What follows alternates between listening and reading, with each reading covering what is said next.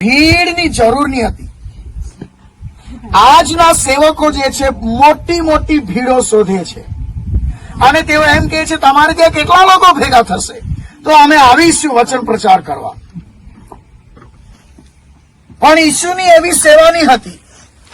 ઈસુ ભીડને જોતો તો આપણી જેમ પહાડ પર ચડી હતો.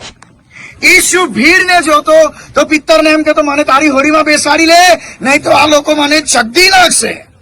ઈસુની સેવા બિલકુલ અલગ હતી. હાલેલુયા, બોલો યેસુ મસીહ કી જય. પણ વાત એ છે તે પોતાના શિષ્યોને બહુ પ્રેમ કરતો હતો. 12 લોકો હતા તેની પાસે. તેઓને વચન સમજાવતો હતો, દરેક ભેદો સમજાવતો, દરેક વાતો પ્રભુ તેઓને સમજાવતો હતો. બહુ ગહેરાઈથી પ્રભુ તેઓની સાથે વાત કરતો હતો. અને આજે આ બપોરના સમયે પરમેશ્વરનો આત્મા હું વિશ્વાસ કરું છું તમારી સાથે અદ્ભુત રીતે વાર્તાલાપ કરશે. બોલીએ આમેન. જેટલા લોકોની પાસે બાઇબલ છે તેઓ બાઇબલ ઉઠાવે અને મારી સાથે બોલીએ દેવનું વચન જીવતું છે. જોરથી બોલીએ. और एक बार बोलिए देवનું વચન જીવતું છે. और एक बार बोलिए દેવના વચનમાં સામર્થ્ય છે. દેવના વચનમાં પરાક્રમ છે. બોલીએ દેવના વચનમાં શક્તિ છે. દેવનું વચન સામર્થ્ય છે. બધા લોકો હાથ ઉઠાવી અને બોલીએ ઈસુ એ જ વચન છે. વચન એ જ ઈસુ છે. કોઈ લાકડી લઈને આવવાનું નથી. પેલા લોકો ઈસુને ઓળખે છે. ઓળખો છો તમે ઈસુને? ખરેખર ઓળખો છો? એવો એક સવાલ છે મારે તમને. આમેન. કોને ઓળખવું જોઈએ? પણ હું જે ઈસુની વાત કરવાનો છું હું ધ્યાનથી સાંભળજો. તે ઈસુને કદાચ જ તમે મળ્યા હશો. હાલેલુયા, બોલો યેસુ મસીહ કી જય. બોલીએ હું ઈસુને મળવા માટે આવ્યો છું. તમારો પડોશીને જુઓ અને તેને સલામ કરો અને હાથ આપો અને તેને એમ કહો આપણે ઈસુને મળવા માટે આવ્યા છીએ. આપણે ઈસુને મળવા માટે આવ્યા છીએ. બોલો બોલો જોરથી બોલો આપણે ઈસુને મળવા માટે આવ્યા છીએ. હવે બધા ખુશ થયા એવું લાગે. હાલેલુયા. એટલે કોઈ વાર તમારા પડોશીને જોઈ લેવાનું. કદાચ એનું મોઢું ઉતરેલું હોય, કદાચ તે નિરાશ આવ્યો હોય, કદાચ તે દુઃખમાં હોય તો આપણે પ્રાર્થના કરીશું પ્રભુ તેને જીવન આપશે. હાલેલુયા. હું ઈસુને મળવા માટે આવ્યો છું. તમે મને મળવા માટે નથી આવ્યા, તમે એકબીજાને જોવા માટે નથી આવ્યા, તમે કોઈના બારામાં કઈ જાણવા માટે નથી આવ્યા, પણ આપણે બધા જ અહીંયા ભેગા મળ્યા છીએ. કોને મળવાના માટે? મળવાના માટે. બોલીએ આમેન. અને મને કહેતા આનંદ થશે બહુ થોડો સમય રહી ગયો છે. રાજાઓનો રાજા આ વાદળોની સવારી કરીને તમને અને મને લેવા માટે જલ્દી આવવાનો છે. હાલેલુયા. યેસુ મસીહ કી જય. વાત એ છે ઈસુ તમને અને મને લેવા આવે ત્યાં સુધી આપણે ટકી રહેવાનું છે. આ બહુ મોટી વાત છે. હાલેલુયા. શું કરવાનું છે? કેમ કે ઘણા લોકો પડતા દેખાઈ રહ્યા છે. હું એમ કહેતો હતો 3-4 વર્ષ પહેલા લોકોને ભવિષ્યવાણીના રૂપે હું એવું બોલતો હતો ટૂંક સમયની અંદર મોટા મોટા કન્વેન્શનો છે ધીરે ધીરે બંધ થઈ જશે. અત્યારે તમે જુઓ આટલા સમયની અંદર તો કેટલી જગ્યાઓ ઉપર કન્વેન્શનો થયા કરતા હોય, મોટા મોટા કન્વેન્શનો થતા હોય, ધીરે ધીરે બંધ થઈ રહ્યા છે. એવા સમયની અંદર તમારે અને મારે ઈસુને કેવી રીતના મળવું જોઈએ, ઈસુને કેવી રીતના આપણે મુલાકાત કરવી જોઈએ. બહુ સારું કે આવી રીતના પહાડ ઉપર આપણે મળીએ. કોઈ વાર ખેતરોના પાદરે જે સુંદર ઝાડ હોય તેના નીચે મળીએ.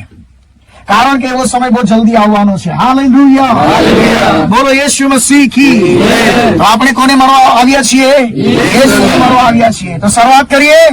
આઈએ દેવના વચનને આપણે ખોલીએ અને જીવિત પરમેશ્વરના વચનની સાથે આપણે અત્યારે વાર્તાલાપ કરવા માટે જઈ રહ્યા છે. કોને મળવા માટે આવ્યા છે? કરવા બોલીએ. માટે કોને મળવા માટે? કેટલા બાળકોએ 1 રૂપિયો જોયો છે? 1 રૂપિયો, 1 રૂપીસ, 1 રૂપિયો જોયો છે? આ મોટા લોકોએ જોયો છે? નથી જોયો? 1 રૂપિયો જોયો છે ને? તો 1 રૂપિયાની આગળ 1 લખેલો હોય ઇંગ્લિશમાં અને પાછળ 3 મોઢા વાળો સિંહ હોય. બરાબર છે? તો માની લો 1 રૂપિયાની અંદરથી રૂપિયો એમ લખેલું છે, એકડો લખેલો છે, તેને હટાવી દઈએ તો તમારો રૂપિયો ચાલશે? નહીં ચાલે.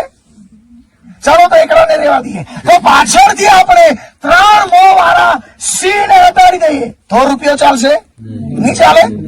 અરે વાહ, તમે બહુ ચાલાક કેવા. હા, તો 1 રૂપિયાને ચલાવવાના માટે આગળ પણ લખેલું હોવું જોઈએ અને પાછળ પણ લખેલું હોવું જોઈએ. હવે આપણે શરૂઆત કરી રહ્યા છીએ.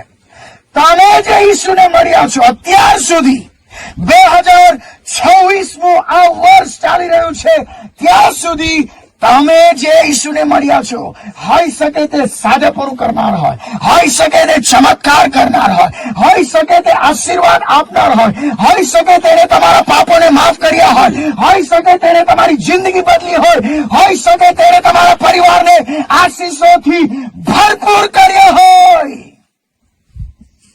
પણ હવે પછી જે ઈસુની હું વાત કરવાનો છું તે ઈસુની તમારે અને મારી રાહ જોવી પડશે. હાલેલુયા. તે પણ 1 રૂપિયાના જેવો આગળ અને પાછળ બંને સ્વભાવથી તે ભરપૂર છે. હાલેલુયા, બોલો યેશુ મસીહ કી જય. જે લોકો લખવા માંગતા હોય તે લખી લેજો. જે લોકો બાઇબલની અંદર શું કહેવામાં આવે ટીક માર્ક કરવા માંગતા હોય તે કરી લેજો. કારણ કે હું બીજી વાર કદાચ એ વચન નહીં બોલી શકું, માટે તમારે લખવા માટે દરેક બાબતે તૈયાર રહેવું પડશે. બોલીએ યેશુ મસીહ કી જય. ચાલીએ આપણે એક સુંદર સફરની અંદર હાલેલુયા ચાલવા માટે તૈયાર છીએ. યોહાનની લખેલી સુવાર્તા ખોલીએ મારી સાથે. યોહાનની લખેલી સુવાર્તા અને વાંચવા માટે પણ તૈયાર રહેજો.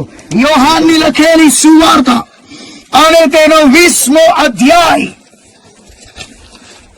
યોહાનની લખેલી સુવાર્તા તેનો 20મો અધ્યાય અને તેની 12 કલમથી લઈને 16 કલમ સુધી આપણે વાંચવા માટે તૈયાર છીએ. યોહાનની લખેલી સુવાર્તા 20મો અધ્યાય 12 કલમથી લઈને ધીરે ધીરે મારી સાથે વાંચે. યસ.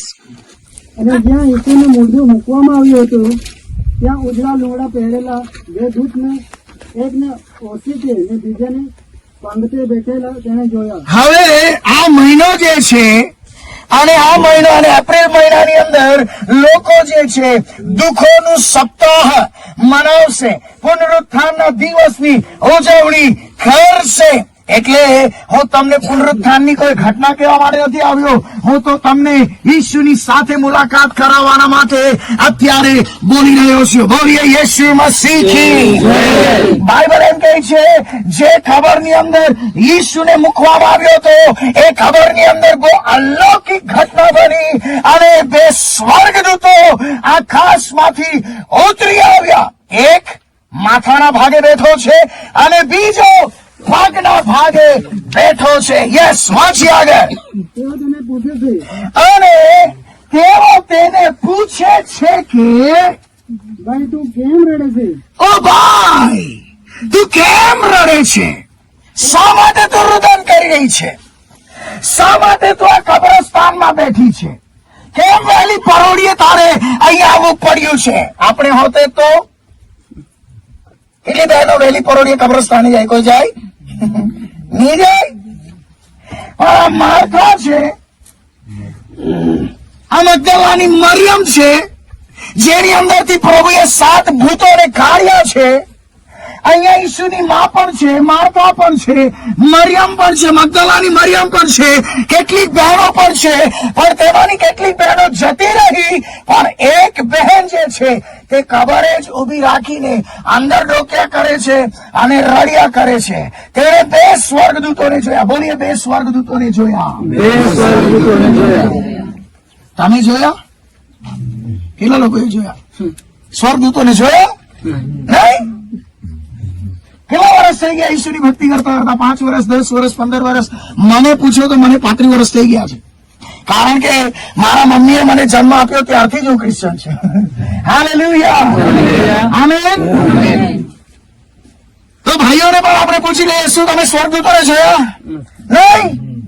બહેનોએ જોયા? નહીં? અરે આપો ગજબ કહેવાય. હાલેલુયા. અરે તમે મને પૂછો તમે જોયા કે નહીં? તો હા, મેં જોયા છે. હાલેલુયા. બોલો યેશુ મસીહ કી પ્રેઝ ધ લોર્ડ. બાઇબલ એમ કહે છે, જેનું મન શુદ્ધ છે તે દેવને જોશે, સ્વર્ગદૂતોને જોશે, પવિત્ર આત્માના શક્તિને કામ કરતા તે જોશે. હાલેલુયા. તો આ બહેન છે, રડી રહી છે. 2 સ્વર્ગદૂતોને જોયા. બોલીએ, 2 સ્વર્ગદૂતોને જોયા. પછી વાંચીએ. તે તેઓને કહે છે કે હા, તેઓ મારા પ્રભુને લઈ ગયા છે. એ સ્વર્ગદૂતો, શું તમે મારા પ્રભુને લઈ ગયા? ક્યાં લઈ ગયા? મને બતાવો. હાજી. અને તેઓને તેને અહીંયા મૂક્યો છે હા, ક્યાં મૂક્યો છે તે હું જાણતી નથી, તે મને ખબર નથી, માટે હું રડું છું. માટે હું રડું છું. મારો પ્રભુ કાલે જ તો એને અહીંયા કબરમાં મૂકી ગયેલા. 2 દિવસથી આ 3જો દિવસ ઈસુ અહીંયા નથી. હે માણસો, એને ખબર નથી આ સ્વર્ગદૂતો છે. એટલે એને એમ કહે છે, શું તમે મારા પ્રભુને જોયો? ક્યાં મૂક્યો છે? કઈ જગ્યા ઉપર છે? મને બતાવો. એક બહેનમાં કેટલી હિંમત છે જુઓ. બહુ ધ્યાનથી સાંભળો. આ એક બહેન કેટલી હિંમતવાન છે. તે બહેન એમ કહે છે, મને ઈસુને બતાવી દો, હું તેને લઈને જવા. ગજબની વાત. કેટલી બધી તાકાત તે બતાવી રહી છે. હું મારા પ્રભુને લઈ જવા.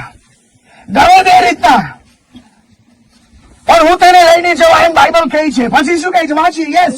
એમ કહીને તેને પછવાડે ફરીને એમ કહીને તે પછવાડે ફરી ઈસુને ઉભેલો જોયો. કોને ઉભેલો જોયો? હા, બોલીએ તમારો પરસે બોલો, ઈસુને ઉભેલો જોયો. અહીંયાથી તો આપણો સંદેશ શરૂઆત થાય છે. બહુ ધ્યાનથી સાંભળો. ઈસુને કબરમાં મૂકવામાં આવ્યો છે અને ઈસુ હવે કબરમાં નથી. અને આ પાછળ જો, અરે આ કોણ છે? આ તો ઈસુ છે એમ અહીંયા લખ્યું છે, પણ તે બહેનને ખબર નથી આ ઈસુ છે. બહુ ધ્યાનથી સાંભળો ભાઈ. હજી એક વાર વાંચો તો આ કેમ શું કહે છે.